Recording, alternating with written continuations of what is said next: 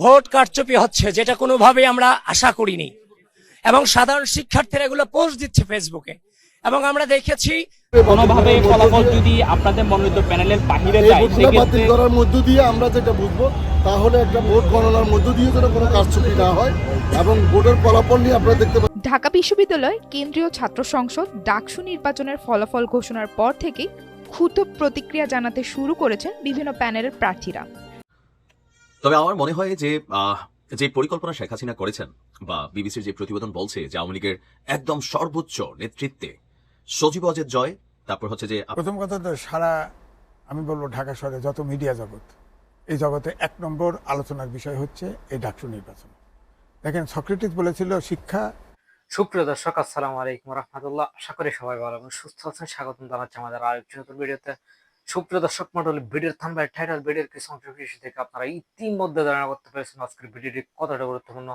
সুপ্রিয় দর্শক মণ্ডলী, বর্তমান রাজনীতি আলোচনার প্রেক্ষাপটে শেখ হাসিনার ফিরে আসাকে নিয়ে যে বর্তমান রাজনীতি অস্থিরতা সৃষ্টি হয়েছে তারই আলোকে আজকের এই ভিডিও। সুপ্রিয় দর্শক, বিশিষ্ট রাজনৈতিক ব্যক্তিত্ব এবং বড় বড় রাজনীতি বিশ্লেষকদের বক্তব্য নিয়ে আজকের এই ভিডিও। সুপ্রিয় দর্শক, এক মুহূর্ত না টানে সম্পূর্ণ ভিডিওটি দেখে আমাদের চ্যানেলটি সাবস্ক্রাইব করে আমাদের সাথেই দেখুন। সুপ্রিয় দর্শক, অবশ্যই সম্পূর্ণ ভিডিওটি দেখার জন্য আপনাকে অনুরোধ জানাচ্ছি। তবে আমার মনে হয় যে পরিকল্পনা শেখ হাসিনা করেছেন বা বিবিসির যে প্রতিবেদন বলছে যে আওয়ামী লীগের একদম সর্বোচ্চ নেতৃত্বে সজীব ওয়াজেদ জয়, তারপর হচ্ছে যে আপনার কি বলে যে পুতুল, আর এর পাশাপাশি শেখ রেহানার ছেলে রাদওয়ান মুজিব সিদ্দিক ববি ৪৪ বছর পরে আওয়ামী লীগের শীর্ষ নেতৃত্বে পরিবর্তন আসছে। অনেকে বলছেন ভারতের যে কংগ্রেস, সোনিয়া গান্ধীর ছেলে রাহুল গান্ধী এবং প্রিয়াঙ্কা গান্ধী, একসময় ভারতের স্বাধীনতা এনে দেওয়া মহাত্মা গান্ধীর এই দলটা খুবই জনপ্রিয় ছিল, বাট পরবর্তী সময় রাজনৈতিক ব্যর্থতায় এই দলটা আস্তে আস্তে নিজেদের ঐতিহ্য হারিয়ে ফেলে। দুর্নীতি সহ বিভিন্ন কিছুতে কানেক্ট হওয়ার পর জনগণ এই দলটাকে একটা পর্যায়ে বয়কট করে। আর মোদির এই সরকার ক্ষমতায় আসার পর থেকে রাহুল গান্ধীর এই দলটা টোটালি আউট অফ মার্কেটে ছিল, বাট লাস্ট ইলেকশনে হোয়াট এ কামব্যাক। এখন বিবিসির প্রতিবেদনটি বলছে যে ভারতে অবস্থানরত শেখ হাসিনা আওয়ামী লীগকে পুনর্গঠিত করার জন্য অথবা নেতৃত্বে আগামী দিনে কারা আসবে, তো সেখানে সজীব ওয়াজেদ জয়, কন্যা সাইমা ওয়াজেদ পুতুল, এই দুইজনকে নির্দিষ্ট দায়িত্বে দিয়ে আওয়ামী লীগের শীর্ষ নেতৃত্বে আনার পরিকল্পনা চূড়ান্ত করেছেন। তবে সজীব ওয়াজেদ জয় রাজনীতির মাঠে একদমই পারফেক্ট না, একদমই পারফেক্ট না। সাইমা ওয়াজেদ পুতুল মোটামুটি ঠিক আছে, আর শেখ কি বলে যে রাদওয়ান মুজিব সিদ্দিক ববি মোটামুটি ঠিক আছে সজীব ওয়াজেদ জয়ের তুলনায়। কারণ আপনি যদি টোটালি কম্পারিজনে নেন, এই দলটাতে ওই যে পরিবারতান্ত্রিক যে সিস্টেম, আওয়ামী লীগ বলেন, বিএনপি বলেন, জাতীয় পার্টি বলেন, এই পরিবারতান্ত্রিক সিস্টেমের মধ্যে হয় কি যে নতুনত্ব আসে না, যোগ্য হোক অযোগ্য হোক। সাইমা ওয়াজেদ পুতুলের তুলনায় সজীব ওয়াজেদ জয় অনেক পিছিয়ে। আমার তো মনে হয় তিনি ঠিকমতো কথাই বলতে পারেন না, এবং কি রাজনীতিতে আপনি যদি বিপরীতে দেখেন তারেক জিয়াকে, তিনি যেভাবে দলকে বোঝেন, মানুষের সাথে মিশছেন, সেই ছোটবেলা থেকে রাজনীতি করছেন। রাজনীতি তো হুট করে আইনে একটা পদে বসা কোনো বিষয় না। এটা হচ্ছে কি ওই যে আব্বাকে পছন্দ করছে, আম্মাকে পছন্দ করছে, নানাকে পছন্দ করছে, দাদাকে করছে, সেই সূত্রে এই ফ্যামিলির ব্লাড হওয়ার কারণে আপনার একটা পদে বসে গেলেন। কিন্তু এতে আওয়ামী লীগ নামক দলটার ভবিষ্যৎ কি আসলে থাকবে? দেখেন, শেখ হাসিনা স্বৈরাচারক, ফেসিস্ট হোক, রাজনীতিতে উনি one and only one piece.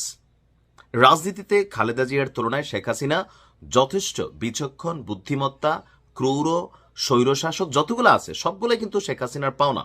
মানে স্বাধীনতা পরবর্তী বাংলাদেশে মানে আমাদের যে রাজনীতি আমরা গতানুগতিক দ্বারা দেখে আসছি, তো সেই জায়গায় সজীব ওয়াজেদ জয় আমার কাছে মনে হয়েছে যে দলটির একদম শীর্ষ নেতৃত্বে দলকে ডুবানো ছাড়া, দলকে সংগঠিত করা ছাড়া, সংগঠিত করার মতো যোগ্যতা সজীব ওয়াজেদ জয়ের নেই। বাট বাকি দুজন যারা আছে তাদের ভূমিকা হয়তো প্লাস মাইনাস থাকবে। অলরেডি আপনার বিশ্ব স্বাস্থ্য সংস্থা থেকে চাকরিরত অবস্থায় সাইমা ওয়াজেদ অনির্দিষ্টকালের জন্য ছুটিতে গিয়েছেন, এবং সক্রিয়ভাবে রাজনীতিতে অংশ নিচ্ছেন। অন্যদিকে সজীব ওয়াজেদ জয় মার্কিন নাগরিক এবং আমেরিকার স্থায়ী বাসিন্দা, তবে মায়ের পর দলের প্রধান মুখ এবং মুখপাত্র হিসাবে এই মুহূর্তে দায়িত্ব পালন করছেন তিনি। দেশ বিদেশের মিডিয়াকে সাক্ষাৎকার দিচ্ছেন, কিন্তু বাংলাদেশের জনগণের কাছে তার এই বক্তব্যগুলো কতটুকু টাচ করতে পারছে? আমার মনে হয় যে আওয়ামী লীগের এরকম শীর্ষ পদগুলোতে শেখ পরিবার থাকবে, বাট এর পাশাপাশি ভালো যারা মানুষ, যারা কথা বলতে পারে, জনগণকে বোঝে, এই এলিট ক্লাস যে রাজনীতি অথবা স্যুট বুটের যে রাজনীতি, সেখান থেকে বের হয়ে এসে আগামী দিনে আবার আওয়ামী লীগ 20 বছর পরে আসুক, 30 বছর পরে আসুক, বাট নেতৃত্বে ভালো মানুষ থাকতে হবে যারা মানুষের কথা বোঝে, জনগণের কথা বোঝে। আর নয়তো এইভাবে আবারও যে কোনো সময় পরিস্থিতি খারাপ হবে, সব পালাই যাবে। এই যে ধরেন আওয়ামী লীগের দীর্ঘ সময়ের রাজনীতির মধ্যে কারা কানেক্ট হয়ে গেছে, কেন এই অধপতন হয়েছে, আপনি যদি একটু ভালো করে নর্মাল বিশ্লেষণ করেন, দলটা মূলধারার নেতাকর্মীদের থেকে আলাদা হইয়া টাউট বাটপার হুট করে আইসা ওই কিছু কর্মকাণ্ড কইরা টাকা পয়সা ঢাইলা অথবা বিভিন্ন প্রোগ্রামে মানুষ টানুষ নিয়ে গেঞ্জি শার্ট প্যান্ট বিরিয়ানি খাওয়াইয়া একটা মাঝখানে দল তৈরি হয়ে গেছিল। এরা চটকরা দলের কমিটিতে ঢুকে গেছে, এরা চটকরা ধরেন বিভিন্ন সিন্ডিকেট তৈরি করে ফেলছে, রাতারাতি হাজার কোটি টাকার মালিক হয়ে গেছে। তো এই দলটার এই যে মাঝখানের যে পার্টের নেতৃত্বে যারা ছিল, তারা তো ভাই রাজনীতি করে নাই, তারা করছে লুটপাট। আর এজ এ রেজাল্ট হয়েছে কি, যখন আওয়ামী লীগের দুঃসময় আসছে, তাসের ঘরের মতন আওয়ামী লীগের রাজনীতি ভেঙে গেছে, প্রশাসনকে ম্যানুপুলেট করে ফেলছে।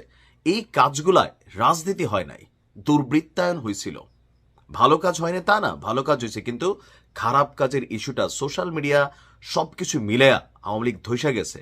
সো নেতৃত্বের জায়গাতে আওয়ামী লীগকে আগামী দিনে যারাই আসবে, প্রথমত দেশের মানুষের পালস বুঝতে হবে, দেশের প্রতি ভালোবাসা থাকতে হবে।